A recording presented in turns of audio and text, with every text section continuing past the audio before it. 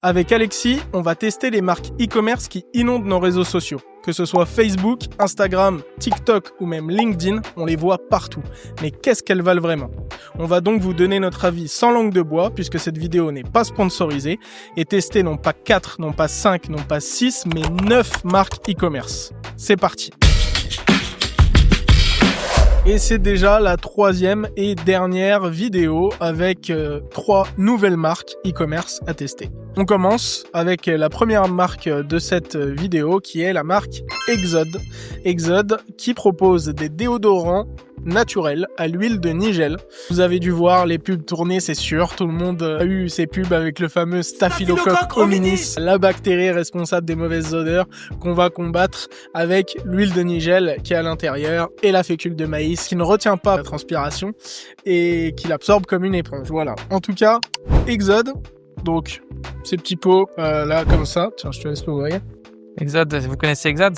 J'allais faire une mauvaise imitation de Khalis. Vous voulez une mauvaise imitation de Khalis? J'ai créé le premier déodorant à l'huile de Nigel. C'est la pire imitation que j'ai jamais eue. C'est drôle parce que pour le coup, je suis très souvent en contact avec Khalis et je me souviens au début enfin au début non, pas tout à fait au début, mais quand il tournait ses pubs à la chaîne et que moi j'étais derrière en train de travailler, j'entendais 10 fois plus que vous derrière vos écrans. Mais typiquement, on en a parlé dans d'autres épisodes, le packaging il est important. Le packaging pour moi c'est le point faible d'Exode. C'est ce qui lui donne une force d'un point de vue visibilité et le fait d'être reconnu, mais c'est vraiment un point d'amélioration important. Qu'est-ce qui fait qu'Exode ça fonctionne? C'est que on compte pas sur le packaging en fait. Ce qui compte c'est le produit. Et le produit, moi j'ai jamais vu quelqu'un qui a testé Exode et qui l'a pas adopté après. Franchement c'est facile. Moi-même, du coup, j'ai adopté Exode, encore une fois, une marque qu'on ne teste pas aujourd'hui. Bah, vous pouvez voir, hein, c'est mon pot à moi. Vous pouvez voir l'intérieur du pot, il n'y a plus grand-chose. Il va falloir que je recommande. Mais moi, je vais apporter un avis un peu contraire à ce que tu viens de dire. C'est que moi, je l'aime bien, ce packaging. Je sais pas pourquoi, au début, quand je l'ai eu pour la première fois, je me suis dit « Ah purée, mais c'est galère parce qu'il va casser, etc. » machin. J'ai du carrelage dans ma salle de bain et il est toujours intact, il est pas cassé. En fait, au final, je l'aime bien. Moi, j'aime bien ce petit geste de tac, j'ouvre mon déo et hop, je vais prendre ma crème et tout. Je trouve qu'au final, c'est plutôt sympa. Donc moi, je m'y suis habitué. Il y a beaucoup de parfums, c'est ça que je trouve sympa. Là, en l'occurrence, c'est un de mes favoris, c'est le parfum pastèque. Et voilà, et c'est vrai que même la texture, c'est une texture qui est très agréable. Il y a une chose que j'ai pu voir et que vous avez dû voir aussi dans une des vidéos de Khalis, c'est de dire que elle est tellement agréable cette crème que quand on s'en met et qu'il nous en reste un peu, en fait on peut venir et puis se l'étaler sur les mains comme ça. Et ça c'est très vrai et à force moi je le fais aussi. C'est que quand je en mets et qu'il m'en reste un peu, je me l'étale sur les mains. Et après, on a les mains qui sentent bon et c'est pas gras, c'est pas désagréable. Et ça, c'est fou parce que moi, en plus, je déteste ça. Les produits, les crèmes et tout qui collent, qui sont gras, etc.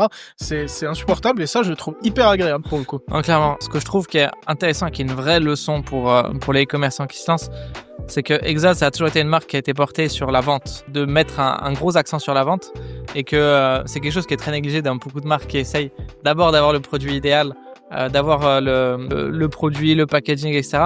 Cette marque-là, en tout cas, il a cherché à vendre le produit et au départ, je l'ai vu se lancer et c'est vrai qu'il avait vraiment cette volonté d'aller vendre même juste à côté de lui, etc.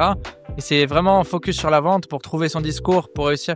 Et après, c'est la step, comme on en a parlé dans d'autres vidéos, de réussir à passer la step au niveau de la communication digitale. Mais le produit, il est bon.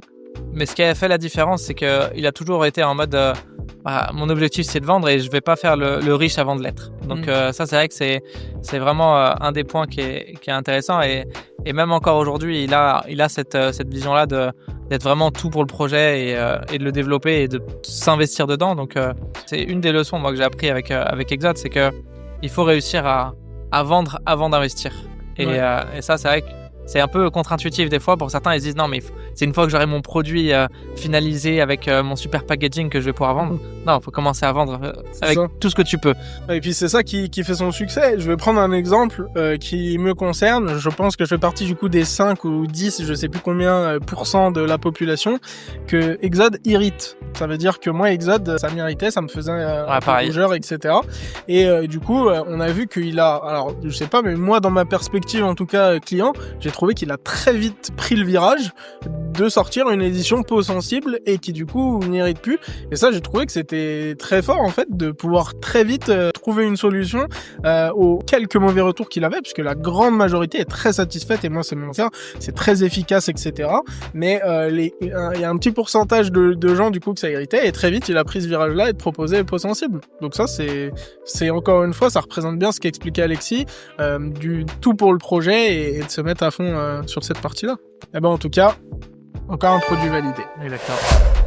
On passe au deuxième produit, donc avant-dernier de cette série, Gourmandise. Gourmandise, ce sont des pâtes à tartiner healthy, une promesse de moins 60% de sucre pour ces pâtes à tartiner. Vous avez la choco-noisette, la noisette lait qui va plus être un peu plus comme du Nutella par exemple, vous avez caramel, vous avez un peu de tout. On a des protéines, moins 60% de sucre, sans additifs, sans huile de palme, ingrédients 100% naturels.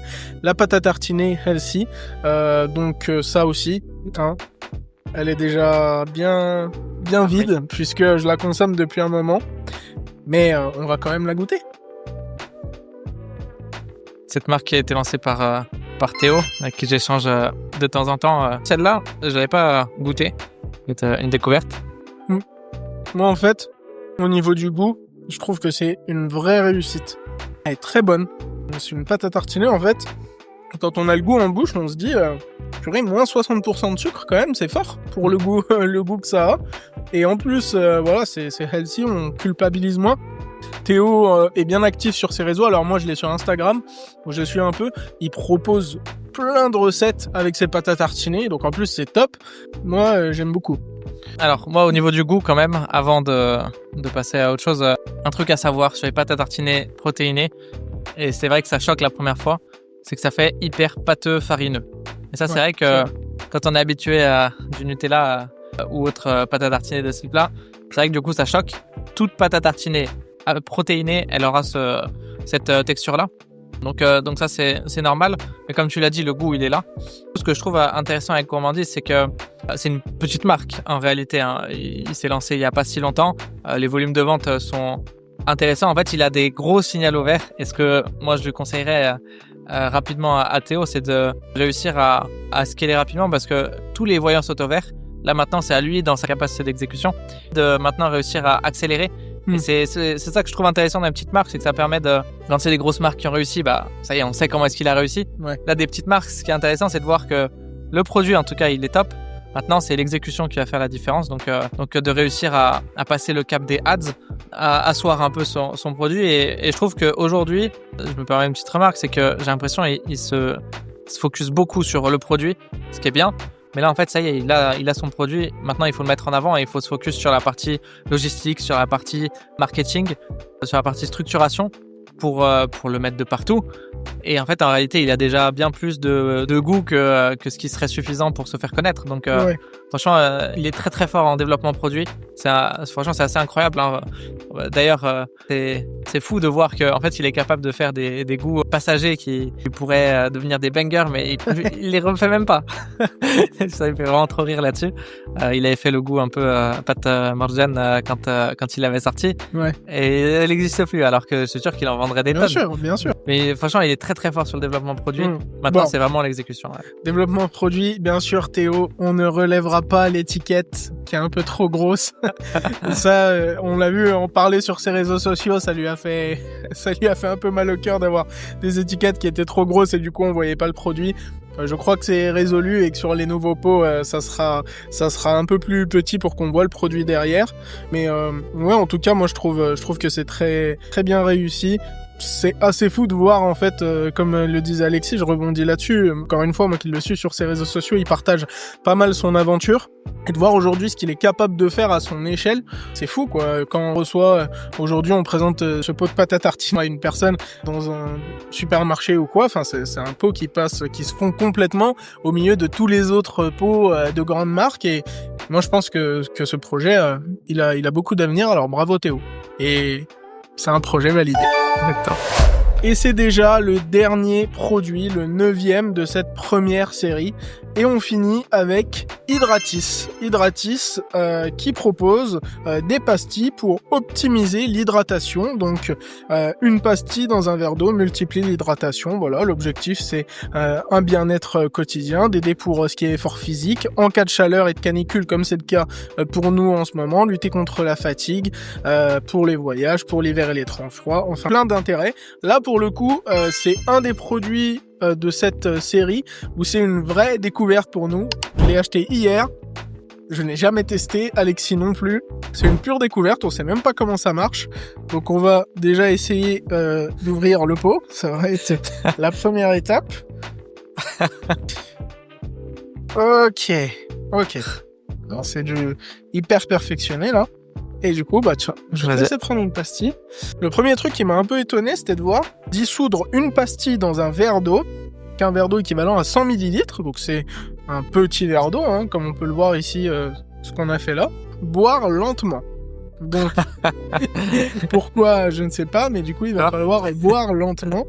Alors, pour le coup, Hydratis, c'est vrai qu'on connaît moins, enfin, en tout cas, pour ma part, je connais pas trop. Tout ce que je sais, c'est qu'ils sont aussi passés dans Qui veut être mon associé. C'était dans les saisons antérieures, si je dis pas de bêtises. Donc, je me rappelle pas trop de ce que ça avait donné, donc bon. En tout cas, on va goûter et on va voir ce que ça donne, tout en buvant lentement. Donc, voilà qu'il y a un peu de dépôt au fond. Alors, boire lentement, hein, attention. Je sais pas pourquoi il y a marqué ça, mais du coup, ça me fait peur. Ah, ok. Je vois tout à fait le genre de goût que ça a. Ok, Ça me rappelle, c'est parti. Ça me rappelle le goût pour ceux qui connaissent, du Berocca Boost.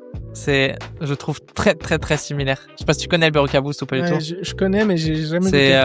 C'est genre complément alimentaire, mais c'est un boost de vitamines. Quand vraiment je suis sur les rotules, j'en prends. Donc ouais, c'est exactement le même goût. Le goût est peut-être un peu plus doux, parce que c'est vrai que dans le Berocca Boost, il y a beaucoup d'agents actifs, ce qui fait que il y a un arrière-goût. En fait, tu sens qu'ils ont mis du sucre par-dessus. Là, du coup, je vais essayer de le rediluer un peu plus, parce que j'ai l'impression que... Ouais, je pense qu'on était près des 100 ml, mais à voir. Alors, c'est vrai que moi, je vais te dire, le goût, j'ai du mal. Mais moi, j'ai souvent du mal avec ça. Moi, alors, la comparaison que j'ai au niveau du goût, c'est que moi, je vais à Basic Fit. Et du coup, ils ont la Yanga Sports Water dans tous les Basic Fit. Je sais pas si c'est une marque de Basic Fit ou un partenariat, mais bref. Ils ont ça. Et du coup, ils ont des eaux un peu à tout, pêche, fraise, citron.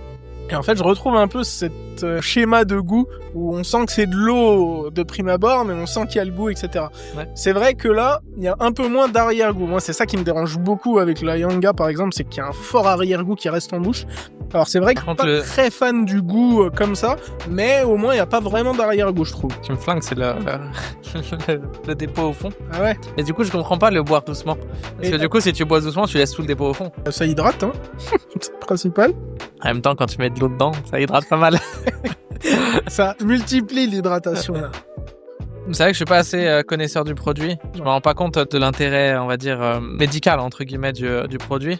Mais c'est vrai qu'en tout cas, en termes de goût, c'est quand même un goût qui est pas mal. Au niveau de l'expérience, un peu étrange, mais pareil, il y a peut-être quelque chose qui m'échappe dans cette expérience-là.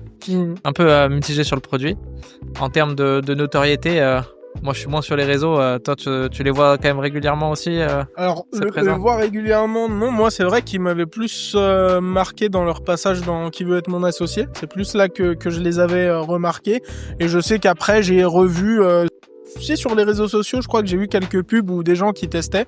Mais bon, c'est vrai que c'est pas la marque avec le plus de pubs de tout ce qu'on a fait au cours de ces 3 épisodes. Pour ceux qui font du sport, je pense que c'est très bien. Enfin, en tout cas, moi, si je devais boire une eau un peu plus hydratante, un peu comme, encore une fois, la Yanga de Basic Fit, j'aurais tendance à préférer ça que la Yanga, honnêtement. Mais après, encore une fois, hein, il y a une histoire de goût. Hein. Là, on est sur arôme naturel fruits des bois. Peut-être qu'un autre arôme serait beaucoup mieux passé. C'est une marque qui a fait sur la partie business pour mettre à jour un peu des chiffres. C'est vrai que c'est une grosse marque e-commerce, mais je pense que c'est... En fait, ils sont présents sur le marché, pas forcément connus en tout cas par nous. C'est un peu notre limite. Mais je pense qu'effectivement, peut-être, par exemple, tu as le dépôt. Si tu mets ça dans une gourde de sport, tu mélanges avant de boire, le dépôt, tu vois, il disparaît. Voilà, en tout cas, ça peut être un produit qui peut être intéressant d'un point de vue business, puisque ça permet tu vois, avec une boîte, tu as quand même beaucoup d'utilisation. Donc, sur du recurring, vu que c'est lié à l'eau, le sport, Ouais, tu vois, ça, c'est très très récurrent. Donc, Ouais. et ça, du coup, c'est vrai que c'est un point, on en a parlé dans d'autres marques, mais le recurring, il est important pour une marque de pouvoir vendre. Et ça m'amène à un élément, il me semble, qui propose le système d'abonnement. Et c'est vrai que c'est quelque chose qui se développe de plus en plus dans le e-commerce, qui permet d'avoir une prédictibilité de revenus pour le e-commerçant. Faut que ce soit justifié. Faut faire attention à pas mettre de l'abonnement pour de l'abonnement. Et c'est vrai que là, du coup, dans ce cas-là, c'est hyper pertinent. Tu sais que tu as tes produits, et tu sais que tu vas en avoir besoin, ça t'évite d'avoir besoin de penser à recommander, etc. Donc ouais, non, en tout cas, c'est une marque qui fonctionne. Hein. Je regardais, elle fait déjà plusieurs millions de chiffres d'affaires Et puis, depuis quelques années. Sur le recurring, ce que tu dis, c'est assez intéressant parce que ils disent ici consommer 2 à 3 pastilles par jour. Donc c'est vrai que là on est sur 20 pastilles, donc on est sur du recurring assez fort. Hein. Je pense que même là on pourrait avoir un coffret avec 3 paquets, on achèterait presque tous les mois quoi en vérité. Donc ouais, ça pour le coup c'est assez intéressant d'un point de vue business. Mais c'est vrai que par contre après 2-3 fois par jour, c'est vrai que le goût reste très sucré. Alors pour ce produit-là, on va dire qu'on est sur un produit semi-validé. Je sais pas ce que t'en penses. Ouais, je pense qu'on n'est pas forcément non plus la cible, mais c'est vrai. Mais en tout cas, ouais, c'est vrai que pour moi, c'est semi-validé. Ils ont réussi à rencontrer leur cible, donc ouais, bien sûr. C'est nous qui n'allons pas. Et qui sait, peut-être que dans quelques mois ou dans quelques années, on sera la cible, aussi avec un goût différent. Franchement, du coup, maintenant, je suis curieux de goûter d'autres goûts. Peut-être que le fruit des bois, c'était pas parfait pour nous. Je pense qu'avec un goût plus léger, style citron, j'imagine bien en fait un goût citron qui serait plutôt intéressant à boire, donc à boire. Et voilà, c'est déjà la fin de cette série de crash test de vos marques e-commerce, en tout cas des marques e-commerce qui inondent vos réseaux sociaux. En tout cas, avec Alexis, on a pris beaucoup de plaisir à le faire. J'espère que ça t'a plu. Ouais, franchement, c'est cool d'avoir eu quelques découvertes, de pouvoir parler des produits qu'on peut tester, qu'on voit. Franchement, c'est vrai que le e-commerce, c'est vraiment un angle business qui est très intéressant, je trouve. Ça permet de découvrir des marques, pour des petites marques, de s'insérer dans le marché. Ça lève quelques barrières à l'entrée. Et c'est très intéressant aussi d'un point de vue business model. J'ajouterais ce point-là qui est plus moi partie d'expertise sur la partie finance. Le business model est très intéressant parce qu'il permet de grandir plus rapidement, puisque du coup on engrange plus de marge et on est payé plus rapidement, et qui permet ensuite après de pouvoir financer d'autres choses et donc d'être beaucoup plus efficace au niveau de la gestion financière. Franchement, c'est intéressant et ça permet de découvrir aussi des visions, des projets, des valeurs qui sont portées par les porteurs des projets. Donc franchement, c'est vraiment un plaisir de pouvoir découvrir, de parler de ces projets-là et voilà. Moi aussi, j'ai pris beaucoup de plaisir à découvrir ça. Moi, j'ai abordé ces marques d'un point de vue plus commercial, marketing. Donc, forcément, j'ai été commander des marques qui me touchent, qui se sont retrouvées, moi, dans mes réseaux sociaux ou dans mon écosystème. C'est pour ça que ce serait très intéressant pour nous d'avoir votre retour. Déjà, ce que vous en avez pensé des produits en eux-mêmes, mais aussi ce que vous avez pensé de notre analyse. Si peut-être pour les prochaines fois, vous voulez une analyse plus courte ou une analyse plus poussée. Et aussi, bien sûr, encore une fois, les marques que vous voudriez nous voir tester. Ce sera un plaisir pour nous de faire une prochaine saison, mais pour ça, on le fera uniquement si ça vous a plu et si vous avez envie. Alors bombardez l'espace commentaire, allez-y, lâchez-vous et dites-nous ce que vous voudriez voir sur une prochaine saison. Merci encore à tous de nous avoir regardés et à très vite.